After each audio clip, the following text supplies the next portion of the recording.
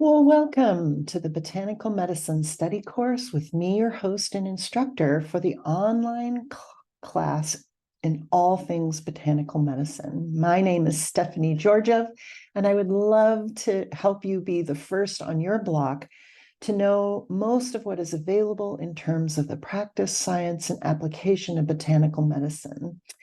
Click the link below, which you will direct you to a form on how to download the video and download the handouts. A special thanks to new subscribers, all of you who comment, like, and share these videos. It really does help to spread the word. For this week's Herb of the Week, we'll be exploring an herb that is often thought only of as a culinary spice, but has much to offer. And I thought it would be fun and really informative to dedicate an entire Herb of the Week episode to it, and it's cardamom. Cardamom is a genus of plants, and which the botanical word for the cardamom that we're talking about is called Elateria cardamomium. And there's a whole genus that belongs to this, different types of cardamomium. And the one we're talking about is called green cardamom or true cardamom. And this plant is an herbaceous perennial plant in the ginger family, and it's native to southern India. So there's a hint, it's very widely used in Ayurvedic medicine. It's the most common of the species and of this Zingiberia family, the ginger family, and is used in the spice we call cardamom. And it has a sharp, strong, punchy aroma, and I think it's sweet too. And it's cultivated in tropical regions and has been naturalized in places like Indochina and Costa Rica and Mexico. The history of spices is really an interesting history. So if you can get a hold of any book or video or documentary, I invite you to do that. Elateria cardamomum is, as we said, pungent, aromatic, herbaceous perennial plant, and it grows anywhere from 6 to 7 feet. And the leaves are alternate, linear, lanceolate, and they can be 16 to 24 inches long with long pointed tip, as you can see in this diagram.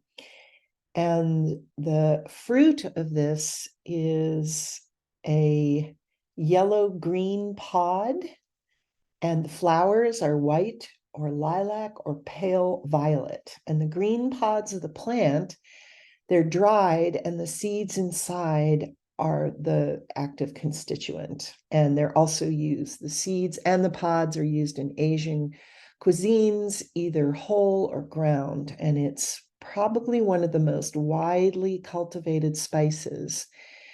Now, in addition to its native range, it's also grown in Nepal, Vietnam, Cambodia, Thailand, Sri Lanka, Central America, Mexico. And in India, the states of Sikkim and Kerala are the main producers of cardamom, and they rank highest in both cultivated area and in production of this wonderful, wonderful spice. Now, true cardamom may have been used in Ayurveda as early as the 4th century before the Common Era, BC or BCE. And cardamom is what we call tridoshic, which means it's good for balancing all 3 doshas. It's very good for balancing kapha, and it's also good for the stomach and lungs. It's pungent and sweet. It relieves asthma and breathing problems. It's a pain reliever, digestive aid. As I said before, balances all three doshas, and it's very healing to the stomach and lungs. And usually, if something is good for the stomach or the digestive system, you're going to find it in both traditional Chinese medicine I would say you will use it both in Chinese cooking and Indian cooking. It's interesting, the overlap there. Now, in Chinese medicine, it's called Bai Do Ko, and it's actually a different type of cardamom. It's called Amomum cravan. It's pungent, aromatic, and warm. It enters the lung, spleen, and stomach meridians. It's a member of the aromatic herbs that transform damp. And this means it warms the digestive system. It gets rid of phlegm. It promotes the movement of qi, and it helps to increase the appetite. And this is what it looks like if you get it in a Chinese pharmacy. Now, the benefits of cardamom are legion. It doesn't matter where you are or how you're using it. It aids in digestion. There are studies that say that it lowers blood pressure. It's very effective at relieving nausea and vomiting. It's antimicrobial, it's antifungal. It lowers cholesterol and blood fats, and it eases anxiety, which I think is interesting. And basically, the most researched property in the West of cardamom is how it relieves stomach issues. And there is some promising research that it helps to heal ulcers. Now, the seeds of cardamom contain 3 to 6% of volatile oil. And it also has some fixed oils, and this shows all the different wonderful things that the chemicals inside cardamom does. This I got from Science Direct. I love this graphic. And the active constituent of the volatile oil is a cineol, that's what it's called. And there are all kinds of different substances, and the oil, which you can get over the counter and is really useful, is colorless when fresh, but it comes thicker and more yellow and less aromatic as it ages. And the main substances are alkaloids, flavonoids, tannins, terpenoids, reducing sugars, and it has antimicrobial, antifungal properties, in addition to the digestive effects. And we also see this wonderful diagram that says polyphenols. So all of those things help get rid of things that make your stomach get upset. Now, how do you take this herb? The most common way to take cardamom is in tea. And you can boil the pods or open them up and then boil the seeds, but you need to boil them for 5 minutes before drinking. If you just put it in warm water, it's not going to get all the wonderful stuff out of the plant. And cardamom also comes in tinctures as well as capsules. It's usually the powdered seed, as well as an essential oil, which can be put on the skin in various acupuncture points to relieve digestive discomfort. And the Bai Do Ko comes from Chinese medicine pharmacies, and it's usually sold in dried form, and it's usually prescribed in a formula with other herbs. I simply adore cardamom as a spice, but mostly with sweet things. I think it's a marvelous in a chai or a mixed masala chai.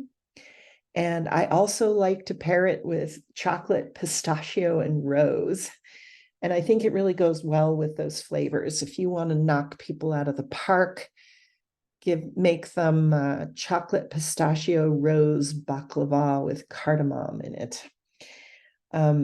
If you get the pods, you can boil them or crack them open for your teas, as I said, and some teas come in the powdered forms. You can also buy the spice in a powdered form, and you can add things to things like cookies and cakes. And I have a link in the program notes on some amazing recipes for cardamom.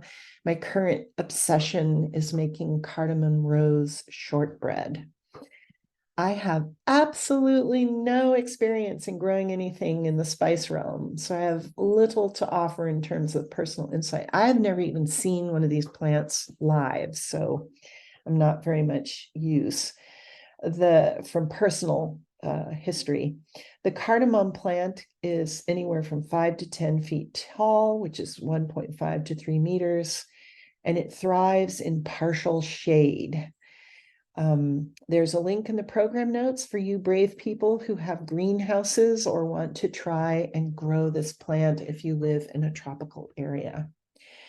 My biggest suggestion to you if you want to incorporate cardamom in your life is to start with tea and then to move on to the essential oil. It's a beautiful plant with centuries of use for healing many things, but me, I just simply love the taste and smell of the pods.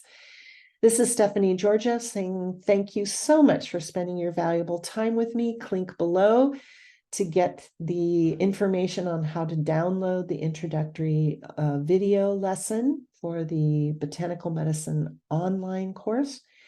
And I also have other links for other things about cardamom. So until next time, be well.